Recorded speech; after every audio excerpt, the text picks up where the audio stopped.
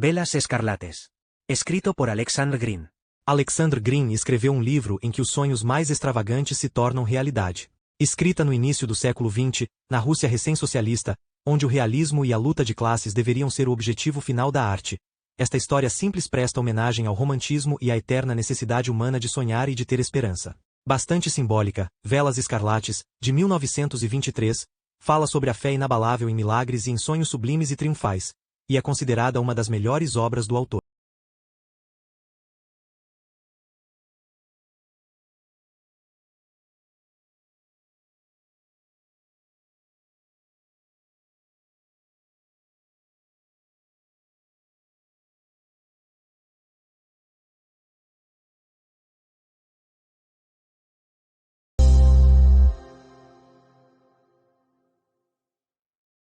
O alvorecer. O jorro de espuma lançado pela popa do navio de Gray, o segredo, cruzava o oceano num traço branco e extinguia-se no brilho das luzes noturnas de Lice. O navio parou no ancoradouro próximo ao farol. O segredo passou 10 dias descarregando tussor, café e chá.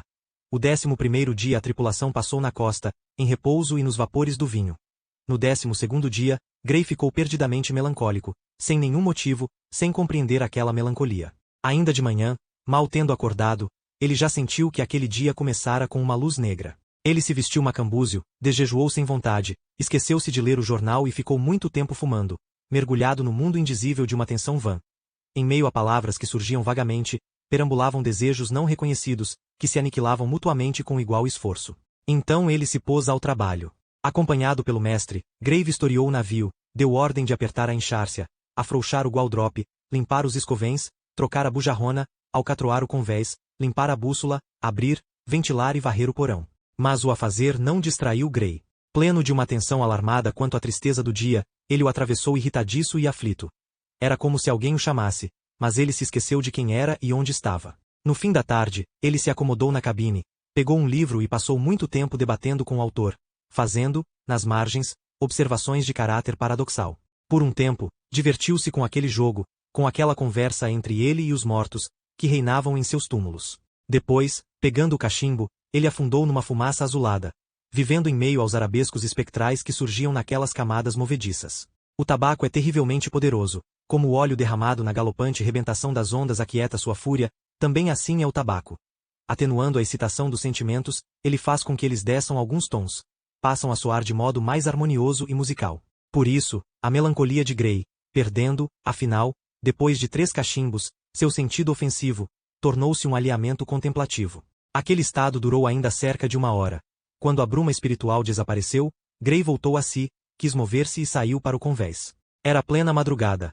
Ao redor do navio, no sono da água negra, dormitavam as estrelas e as luzes das lanternas dos mastros. O ar, tépido como a face, cheirava a mar. Gray, erguendo a cabeça, entrecerrou os olhos na direção das brasas douradas das estrelas.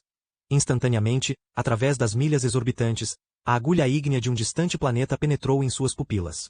O ruído surdo da cidade noturna alcançava o ouvido, vindo das profundezas do golfo. Às vezes, com o vento, pela sensível água, vinha voando uma frase da costa, como se tivesse sido dita no convés. Ressoando com clareza, ela se extinguia no render do cordame. No castelo de proa, irrompeu um fósforo, iluminando dedos, olhos redondos e bigodes. Gray assobiou. O fogo do cachimbo moveu-se e flutuou em sua direção. Logo o capitão viu, em meio às trevas, as mãos e o rosto do marinheiro de quarto. Avise Letica, disse Gray, que ele irá comigo. E que leve as varas. Ele desceu à chalupa, onde esperou por uns 10 minutos. Letica, um rapaz ligeiro e embusteiro, batendo estrondosamente os remos contra o costado, entregou-os a Gray. Depois, ele mesmo desceu, ajeitou os toletes e meteu o saco com os mantimentos na popa da chalupa. Gray sentou-se ao leme.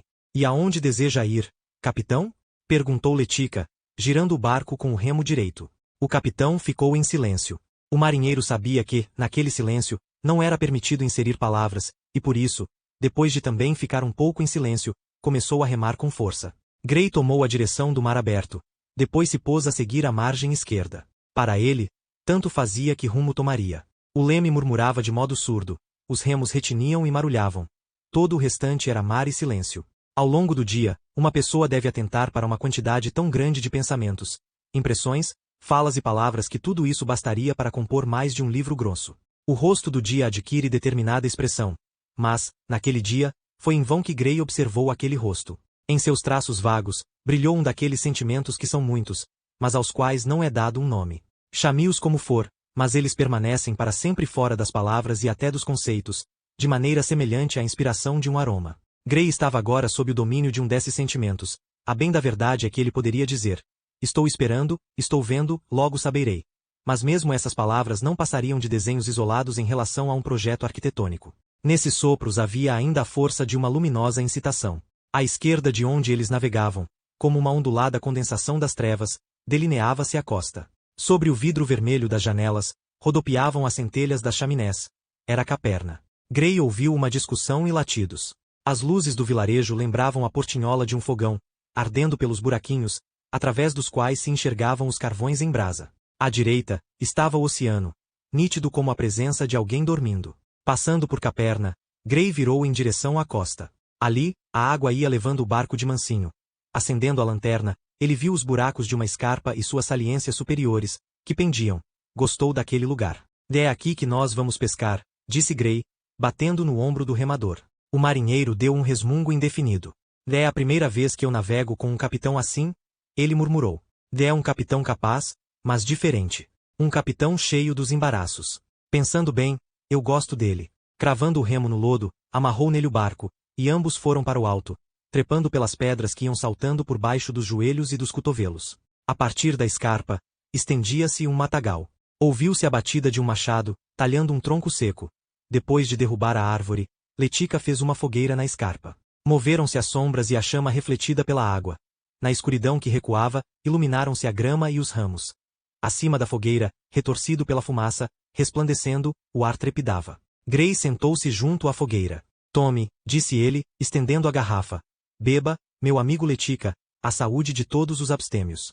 Aliás, você pegou a de gengibre, não a de quinino. Desculpe, capitão, respondeu o marinheiro, tomando fôlego. Não deixe-me mordiscar isso aqui. Ele roeu de uma só vez metade do frango e, puxando da boca a asinha, continuou. Eu sei que o senhor gosta da de quinino. Só que estava escuro, e eu estava com pressa. É que o gengibre endurece a pessoa, entende? Quando eu preciso brigar, bebo a de gengibre. Enquanto o capitão comia e bebia, o marinheiro observou de soslaio. Depois, não conseguindo conter-se, disse. É verdade o que dizem, capitão, que o senhor de nascença é de uma família nobre. Isso não interessa, Letica. Pegue a vara e pesque, se quiser. E o senhor? E eu? Não sei. Talvez. Mas, depois. Letica desenrolou a vara, recitando seus versinhos, no que era mestre, para a grande admiração dos tripulantes. Uma vara bem comprida eu montei, com cordão, madeira e fio. Nela, um ganchinho eu botei, soltando um longo assobio. Depois ele chacoalhou com os dedos a caixa de minhocas. Pela terra, passeava a minhoquinha, contente, feliz com sua vida. Agora amarrada na ponta da linha, para o bagre vai virar comida. Finalmente, ele partiu, cantando. A noite é calma, a água é esplendorosa, tremei, ó esturjões, os arenques estão em polvorosa, Letica vai pescar aos montões.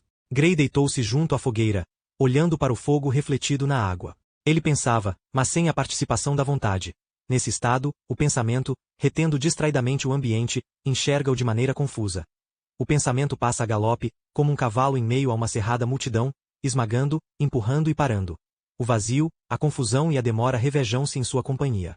Ele vaga pela alma das coisas. Da forte inquietação, ele se apressa em direção às alusões dissimuladas. Rodopia pela terra e pelo céu, conversa vivaz, com figuras imaginárias, abafa e enfeita as recordações. Nesse movimento nebuloso, tudo é vivo e expressivo e tudo é desconexo, como um delírio. E com frequência sorri uma consciência que descansa, ao ver, por exemplo, que, em meio à reflexão sobre o destino, uma imagem completamente imprópria rende uma visita. Um raminho que se quebrou 2 anos atrás. Assim pensava Grey junto à fogueira, mas estava em algum lugar, não ali. O cotovelo com que ele se apoiava, segurando a cabeça com a mão, ficou úmido e adormecido. As estrelas reluziram pálidas. As trevas se fortaleceram com a tensão que antecede o alvorecer. O capitão começou a pegar no sono, mas não percebeu. Ficou com vontade de beber e esticou-se em direção ao saco, desatando-o já em sonho.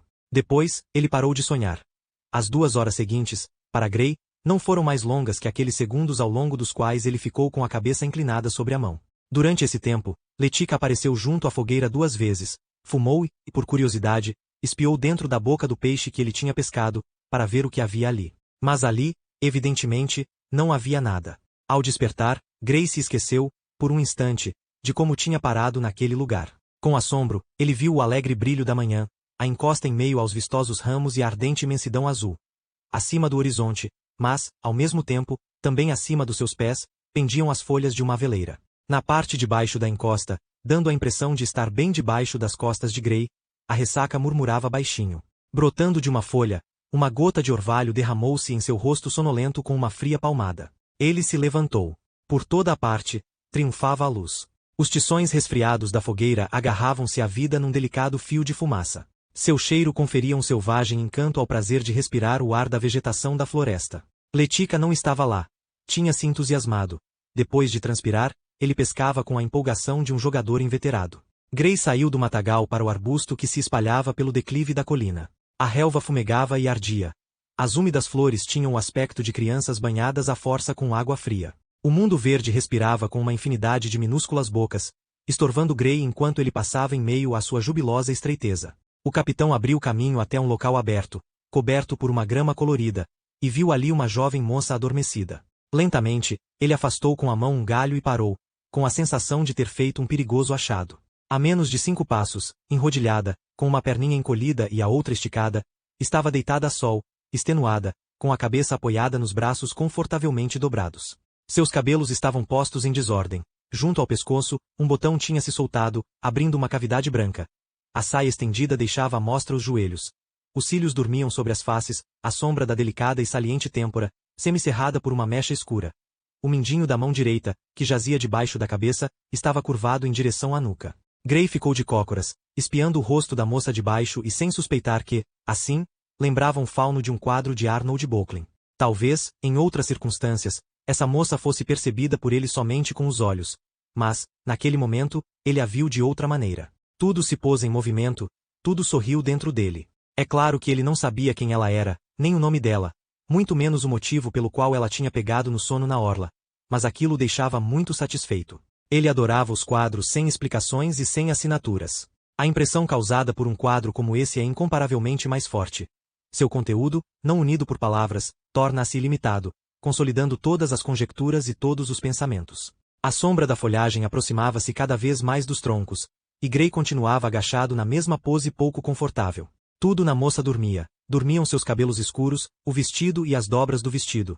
Até a grama ao redor de seu corpo parecia ter cochilado, por compaixão.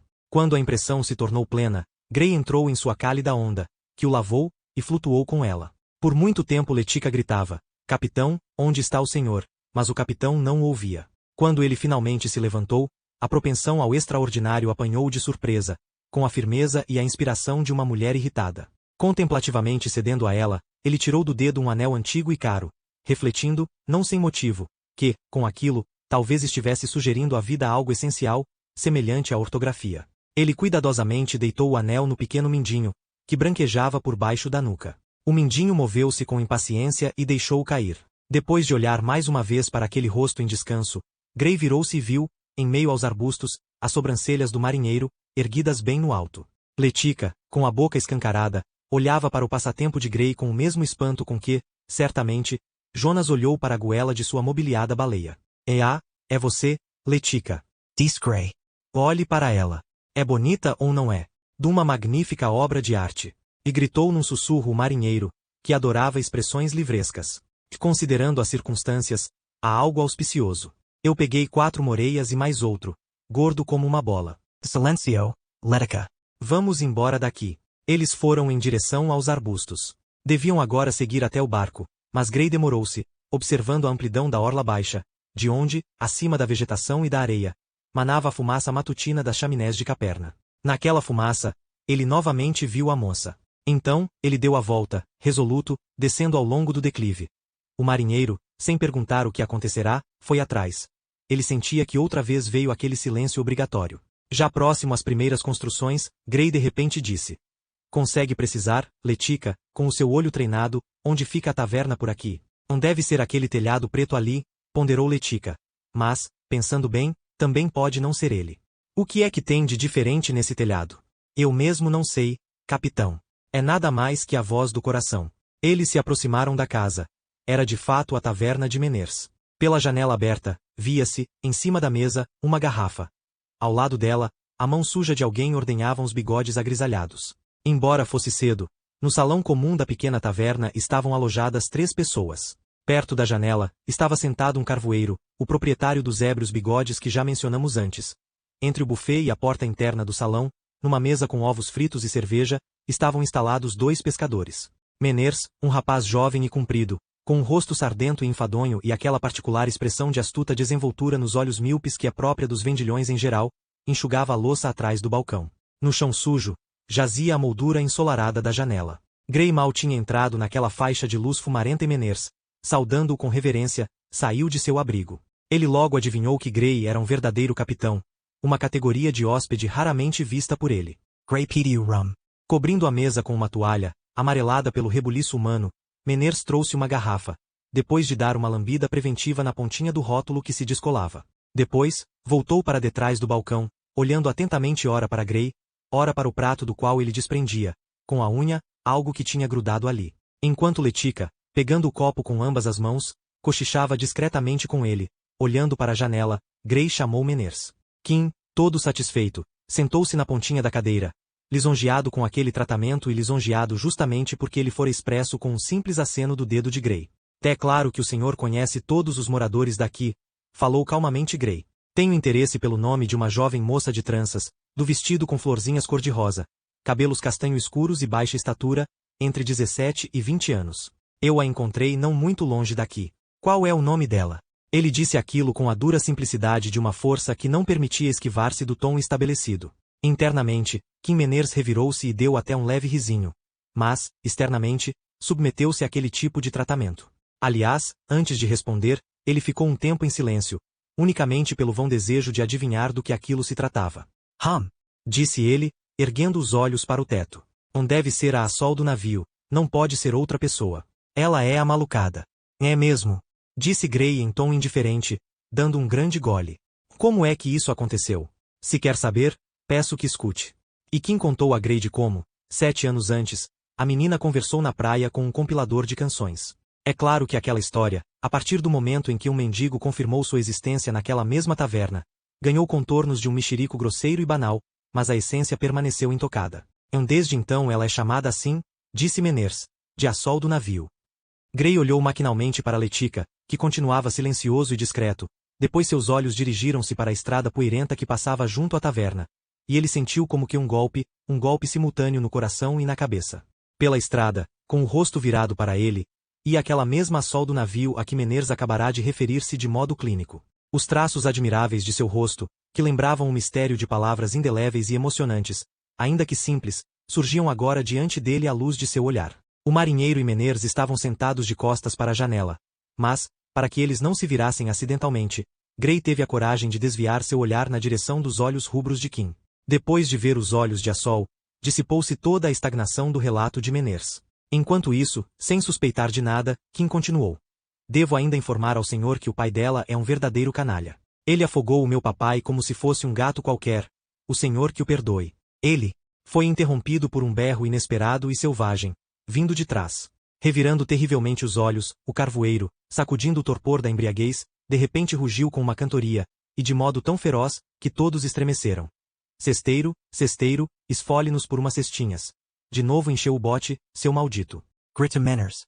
Fora daqui. Mas tenha medo de parar nas nossas Palestinas. Uivou o carvoeiro, como se não houvesse nada, afogando os bigodes no copo que ia entornando. Kim Meners encolheu os ombros. Indignado.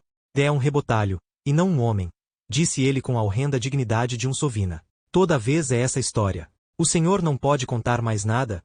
Perguntou Gray. Eu? Pois eu estou dizendo ao senhor que o pai é um canalha. Por causa dele, senhor, eu fiquei órfão e ainda criança, precisei ganhar por conta própria o meu frágil sustento. Está mentindo? Disse inesperadamente o carvoeiro.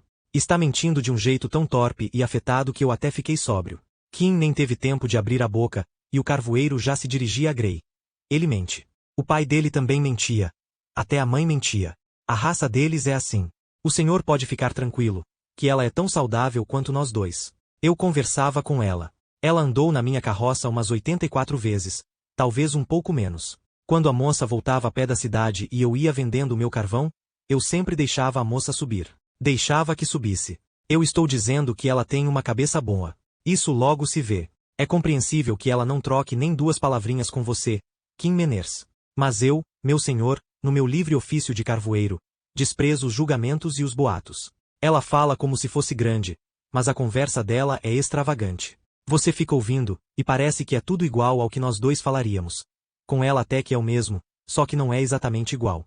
Por exemplo, uma vez começou uma discussão sobre o ofício dela. Eu vou lhe dizer o seguinte, ela disse, segurando o meu ombro como uma mosca segura um campanário. O meu trabalho não é enfadonho, só que eu sempre quero inventar alguma coisa especial, ela diz. Eu queria dar um jeito de fazer com que, no meu tabuleiro, o barco navegasse sozinho, e os remadores remassem de verdade. Depois eles atracariam na costa, largariam as amarras e iriam até a costa para comer, direitinho, como se estivessem vivos. Eu dei risada daquilo, pois eu achei mesmo aquilo engraçado.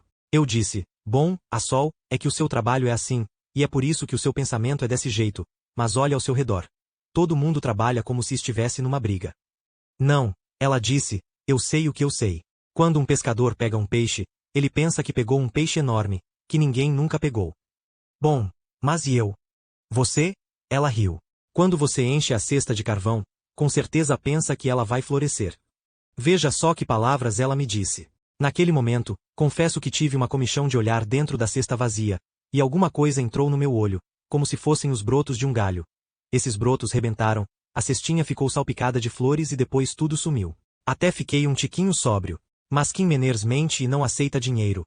Eu o conheço bem. Considerando que a conversa tinha se tornado uma flagrante ofensa, Menners lançou um olhar penetrante ao carvoeiro e escondeu-se atrás do balcão, de onde indagou em tom amargo. O senhor deseja mais alguma coisa? Não, disse Gray, pegando o dinheiro. Nós já estamos indo embora. Letica, você vai ficar aqui, vai voltar à noite e ficar quieto. Vai descobrir tudo o que puder e depois vai me informar. Entendeu? E boníssimo capitão, disse Letica com certa intimidade, provocada pelo rum. Só um surdo não entenderia isso. Excellent. Lembre-se também de que, em qualquer situação que possa surgir, você não pode falar de mim, nem mesmo citar meu nome. Adeus. Gray saiu. A partir daquele momento, ele não foi mais abandonado pela sensação de uma descoberta assombrosa, semelhante ao almofariz de pólvora de Berthold Schwartz II, um daqueles desmoronamentos da alma debaixo dos quais o fogo emerge, fulgurando. O espírito da ação imediata tomou conta dele. Ele só voltou a si e organizou os pensamentos quando estava dentro do barco. Rindo, ele pôs a mão com a palma para cima, em direção ao sol escaldante, como tinha feito certa vez quando era menino, na adega de vinhos. Depois, ele zarpou e começou a remar depressa em direção ao...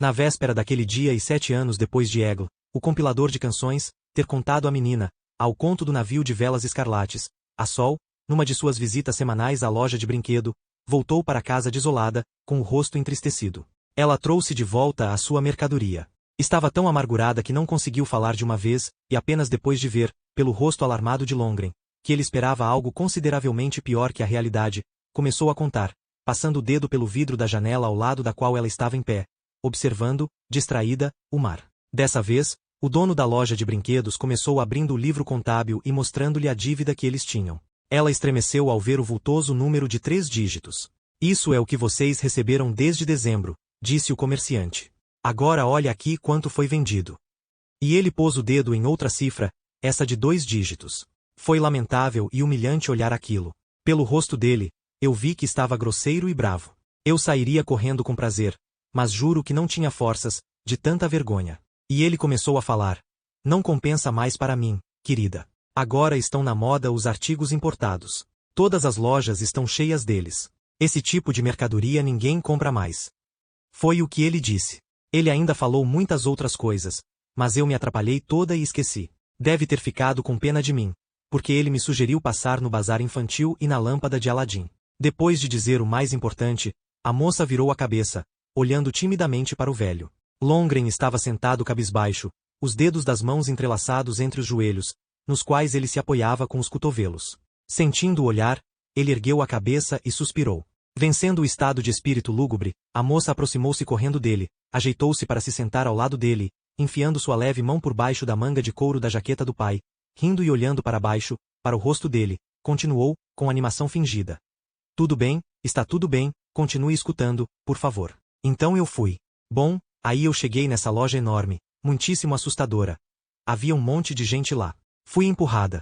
Porém, eu me livrei e fui até um homem negro de óculos. Eu não me lembro de nada do que eu lhe disse. No fim, ele deu um sorriso, revirou a minha cesta, olhou alguma coisa, depois embrulhou de novo, como estava, num lenço, e devolveu. Longren ouviu, com ar bravo. Era como se ele visse sua filha, perplexa em meio a uma rica multidão, junto a um balcão coberto por uma mercadoria valiosa. O aciado homem de óculos explicou, com ar superior, que iria à falência se começasse a vender os simplórios artigos de Longren. Com desdém e agilidade, ele colocou diante dela, sobre o balcão, modelos dobráveis de edifícios e pontes ferroviárias, precisos automóveis em miniatura, jogos elétricos, aeroplanos e motores. Tudo aquilo cheirava a tinta e escola. A julgar por todas as palavras dele, a conclusão era que, agora, as crianças só imitavam, nos jogos, o que os adultos fazem. A Sol esteve na lâmpada de Aladim e em mais 2 lojas, mas não conseguiu nada. Ao terminar o relato, eles foram jantar. Depois de comer e de beber um copo de café forte, Longren disse: já que não tivemos sorte, precisamos procurar. Talvez eu peça para voltar ao serviço, no Fitzroy ou no Palermo. Eles estão certos, é claro, continuou ele, meditativo, pensando nos brinquedos. E agora, as crianças não brincam, elas estudam. Elas estudam, estudam, e nunca começam a viver. É assim mesmo, mas na verdade é uma pena, é uma pena. Será que você consegue viver sem mim pelo tempo de uma viagem? É inconcebível deixar você sozinha. Eu também poderia servir, junto com você. No buffet, digamos. Não. Eu Longren ressaltou aquela palavra com um golpe da palma de sua mão contra a mesa, que estremeceu. Enquanto eu estiver vivo, você não vai servir. Aliás, temos tempo para pensar. Ele se calou, carrancudo. A Sol instalou-se ao seu lado, no canto do banquinho. Ele viu, de lado, sem virar a cabeça, que ela se esforçava para consolá-lo, e por pouco não sorriu. Mas sorrir significava espantar e desnortear a moça. Ela, dizendo algo consigo mesma, afagou os cabelos dele, emaranhados e grisalhos, beijou nos bigodes, enfiando seus dedos pequenos e fininhos nas hirsutas orelhas do pai, disse: bom, agora você não ouve que eu amo você. Enquanto ela o arrumava, Longren ficou sentado, todo enrugado, como alguém que teme respirar fumaça. Mas, ao ouvir as palavras dela, ele deu uma volumosa gargalhada. Minha querida, disse ele simplesmente, dando uma palmadinha na face da moça, foi para a orla olhar o barco. A Sol ficou algum tempo imersa em pensamentos, de pé no meio da sala, oscilando entre o desejo de render-se a uma tristeza silenciosa e a necessidade dos afazeres domésticos. Mais tarde, depois de lavar a louça, ela examinou no armário os restos dos mantimentos. Ela não pesou e não mediu nada, mas viu que a farinha não chegaria até o fim da semana, que dava para ver o fundo da lata de açúcar, que as embalagens de chá e de café estavam quase vazias, que não havia manteiga e que a única coisa em que o olho podia descansar, com certo desgosto por aquela exceção, era um saco de batatas. Depois, ela lavou o chão e sentou-se para costurar o babado de uma saia refeita a partir de uns cacarecos, mas logo se lembrou de que os retalhos do tecido estavam atrás do espelho, aproximou-se dele e pegou o embrulho. Depois, olhou para seu reflexo. Além da moldura de nogueira, no luminoso vazio do quarto refletido, erguia-se uma moça franzina e não muito alta, usando uma barata musselina branca de florzinhas cor-de-rosa. Sobre seus ombros, jazia um lenço cinzento de seda. O rosto semi-infantil, com um luminoso bronzeado, era vivo e expressivo. Os olhos belos, um pouco sérios para sua idade, observavam com a acanhada concentração das almas profundas. Seu rostinho irregular podia comover pela delicada pureza dos contornos. Cada meandro, cada saliência daquele rosto certamente encontraria lugar em muitas figuras femininas, mas seu conjunto, seu estilo era totalmente original, originalmente encantador. Aqui nós nos deteremos. O restante não está sujeito às palavras, exceto pela palavra encanto. A moça refletida sorria do mesmo modo incontido com que sorria a Sol. O sorriso saía triste. Ao perceber aquilo, ela se alarmou como se estivesse olhando para uma estranha. Ela apertou a face contra o vidro, fechou os olhos e calmamente afagou o espelho no ponto em que ficava seu reflexo. Um enxame de pensamentos confusos e ternos faiscou dentro dela. Ela se endireitou, deu risada e sentou-se, começando a costurar. Enquanto ela costura, olhemos para ela mais de perto, em seu interior. Dentro dela, há 2 moças, as sous misturadas numa notável e bela assimetria. Uma era a filha do marinheiro, do artesão que fabricava brinquedos. A outra era uma poesia viva, com todas as maravilhas de suas consonâncias e imagens, com a secreta proximidade das palavras, com toda a reciprocidade de suas sombras e da luz que recaía de umas sobre as outras. Ela conhecia a vida nos limites colocados por sua experiência, mas, por cima dos fenômenos comuns, ela via um sentido refletido, de outra ordem. Assim, examinando os objetos, percebemos neles algo não linear, mas, pela impressão, decididamente humano, e assim como é humano, diverso. Algo semelhante ao que dissemos com esse exemplo, se é que conseguimos, ela via ainda acima do visível. Sem essas conquistas silenciosas, tudo aquilo que é facilmente compreensível era estranho à sua alma. Ela sabia e adorava ler, mas os livros ela lia preferencialmente nas entrelinhas, assim como vivia. Inconscientemente, por meio de uma singular inspiração, ela fazia, a cada passo, uma infinidade de finas descobertas etéreas, inexprimíveis, mas importantes, como a pureza e o calor. Às vezes, e isso durava alguns dias, ela até se transfigurava. A oposição física da vida ruía, como o silêncio ao golpe do arco, e tudo aquilo que ela via, porque vivia, que estava ao redor tornava-se uma renda de segredos com a forma do cotidiano. Mais de uma vez, inquieta e intimidada, ela saía de madrugada para a beira-mar, onde, esperando pelo alvorecer, ficava espreitando, totalmente a sério, o navio das velas escarlates. Eram momentos de felicidade para ela. Para nós, é difícil adentrar assim um conto maravilhoso. Para ela, não seria menos difícil sair de seu poder e de sua fascinação. Em outro momento, meditando sobre tudo aquilo, ela ficava sinceramente admirada, sem acreditar que tinha acreditado, despedindo-se do mar com um sorriso e voltando, com tristeza, à realidade. Agora, afastando o babado, a moça relembrava sua vida. Havia ali muito enfado e simplicidade. Acontecia de a solidão a dois oprimi-la desmedidamente, mas nela já havia se formado aquele franzido de acanhamento interior, aquela ruga sofredora com que não se infunde e não se recebe ânimo. Riam dela, dizendo, ela não bate bem, está fora de si. Com essa dor ela também se acostumou. A moça teve que suportar até humilhações, depois do que seu peito doeu, como se tivesse sofrido um ataque. Como mulher, ela não era popular em Caperna, embora muitos suspeitassem, ainda que de maneira vaga e selvagem, que ela era mais dotada que as demais, só que em outra língua. Os moradores de Caperna adoravam as mulheres robustas e corpulentas, com a pele oleosa nas carnudas panturrilhas e nos braços vigorosos. Ali, galanteavam dando palmadas nas costas e empurrando, como se estivessem na feira. Esse tipo de sentimento lembrava a cândida simplicidade de um rugido. A Sol cabia naquele meio resoluto do mesmo modo que a companhia de um fantasma caberia a pessoas de vida refinada e nervosa, possuísse ele todo o fascínio de Assunta ou de Aspásia. Que fosse por amor era ali algo inconcebível.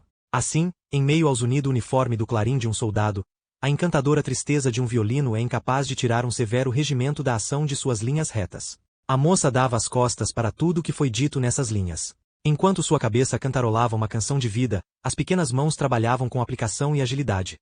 Mordendo a linha, ela olhava para bem longe diante de si, mas isso não a impedia de dobrar a costura e dar o ponto com a precisão de uma máquina de costura. Embora Longren não voltasse, ela não estava preocupada com o pai. Ultimamente, era bem frequente que ele zarpasse de madrugada para pescar ou simplesmente espairecer. O medo não a incomodava. Ela sabia que nenhum mal lhe aconteceria. Nesse sentido, a Sol ainda era aquela mesma menina pequena que rezava à sua maneira, murmurando amigavelmente pela manhã olá, Deus. E de noite, até logo, Deus. Na visão dela, esse curto contato com Deus era plenamente suficiente para que ele afastasse a infelicidade. Ela também se colocava na posição dele. Deus estava eternamente ocupado com os problemas de milhões de pessoas. Por isso, na opinião dela, era preciso ter, em relação às sombras corriqueiras da vida, a delicada paciência de um convidado que, ao encontrar a casa cheia de gente, espera pelo azafamado anfitrião, aconchegando-se e alimentando-se de acordo com as circunstâncias.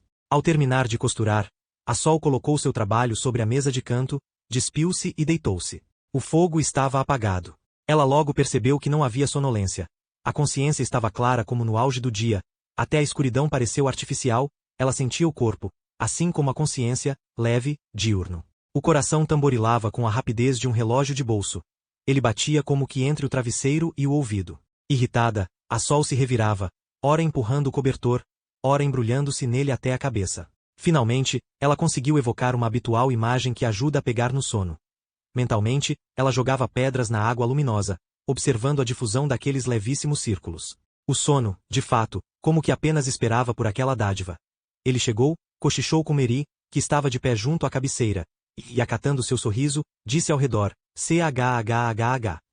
A Sol imediatamente adormeceu. Teve seu sonho favorito. Árvores floridas, melancolia, fascínio, canções e fenômenos misteriosos, dos quais, ao acordar, ela só se lembrava do resplendor da água azul, que subia dos pés ao coração com frio e enlevo. Depois de ver tudo aquilo, ela permaneceu ainda algum tempo no país impossível. Depois acordou e se sentou. Não havia sono, como se ela não tivesse dormido em absoluto. Ela era acalentada por uma sensação de novidade, de alegria e de desejo de fazer algo. Olhou ao redor, com o olhar com que se observa uma nova residência. O alvorecer penetrou, não com toda a clareza de sua irradiação, mas com aquele esforço incerto no qual é possível compreender o que está ao redor. A parte de baixo da janela estava escura. A de cima, toda iluminada. Na parte de fora da casa, quase na borda da armação, reluzia a estrela da manhã. Sabendo que agora não pegaria mais no sonho, a Sol vestiu-se, aproximou-se da janela e, tirando o fecho, empurrou a armação.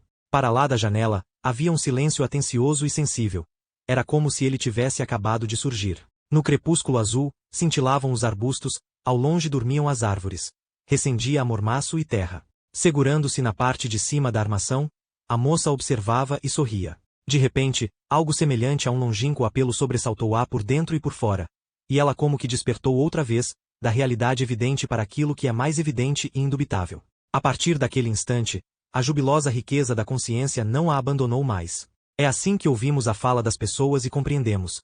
Mas, se repetimos o que foi dito, compreendemos outra vez, com um novo significado, diverso. Foi o mesmo com ela. Pegando o lenço de seda, velhinho, mas em sua cabeça sempre jovem, ela o atou com a mão debaixo do queixo, trancou a porta e saiu descalça pela estrada, a passo ligeiro. Embora estivesse tudo vazio e quieto, pareceu-lhe que ela ressoava como uma orquestra, e que podiam ouvi-la. Tudo era adorável para ela, tudo a alegrava. A poeira cálida fazia cócegas nos pés descalços.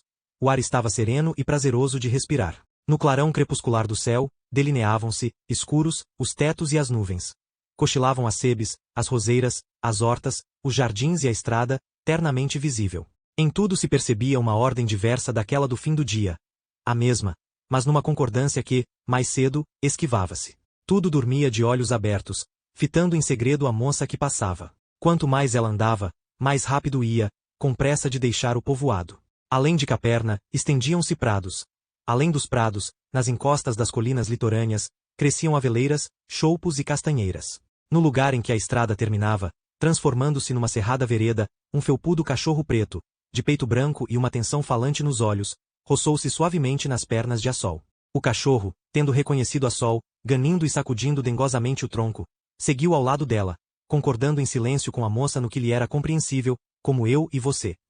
Assol, olhando para seus olhos comunicativos, tinha plena certeza de que o cachorro poderia falar, não fossem seus motivos secretos para ficar calado.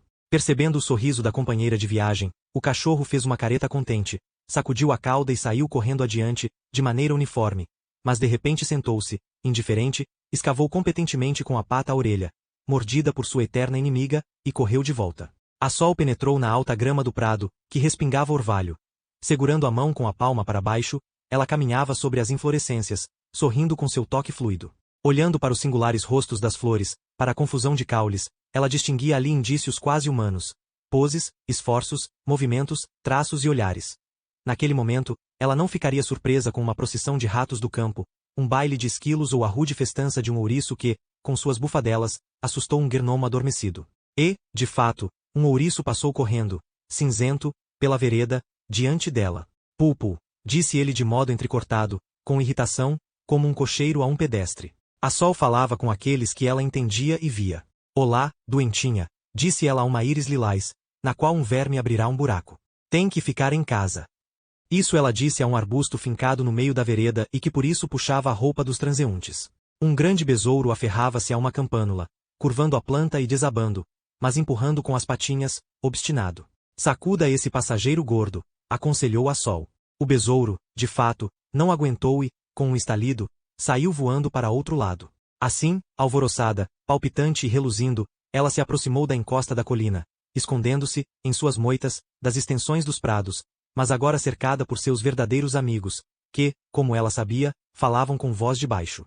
Ou então eram árvores volumosas e velhas em meio às madressilvas e aveleiras. Seus ramos pendiam, tocando as folhas superiores dos arbustos. Na volumosa folhagem das castanheiras, que descaíam tranquilamente, havia cones brancos de flores, cujo aroma se misturava ao cheiro de orvalho e resina. A vereda, recoberta de saliências de raízes escorregadias, ora caía, ora subia encosta acima. A Sol sentia-se em casa. Cumprimentava as árvores como se fossem pessoas, ou seja, apertando suas largas folhas. Ela caminhava sussurrando, ora mentalmente, ora com palavras. Aí está você também. Vocês são muitos, meus irmãozinhos. Estou indo, irmãozinhos, tenho pressa, deixem-me ir, reconheço todos vocês, eu me lembro de todos e reverencio todos vocês. Os irmãozinhos majestosamente afagavam-na como podiam, com folhas, e rangiam cordialmente em resposta.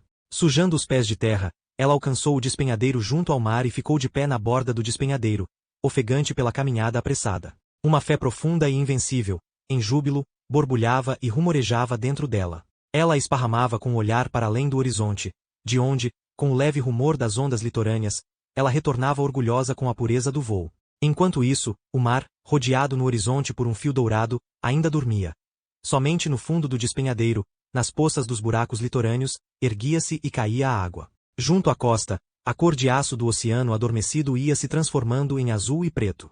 Além do fio dourado, o céu, incendiando-se, resplandecia com um enorme leque de luz. Nuvens brancas deslocavam-se com uma fraca vermelhidão. Cores delicadas e divinas brilhavam nelas. Ao longe, na vastidão negra, já se estendia uma palpitante brancura nevada. A espuma cintilava, e uma rubra explosão, incendiando-se em meio ao fio dourado, lançou pelo oceano, até os pés de Sol, uma ondulação escarlate. Ela se sentou com as pernas encolhidas, os braços em volta dos joelhos. Inclinando-se atentamente em direção ao mar, ela olhou para o horizonte com seus olhos grandes, nos quais já não restava nada de adulto, eram os olhos de uma criança. Tudo o que ela esperara durante tanto tempo e com tanto ardor acontecia ali, na borda do mundo. Ela viu, no país das distantes voragens, uma colina subaquática. De sua superfície, para cima, brotavam trepadeiras.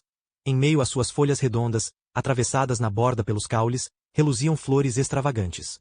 As folhas de cima cintilavam na superfície do oceano.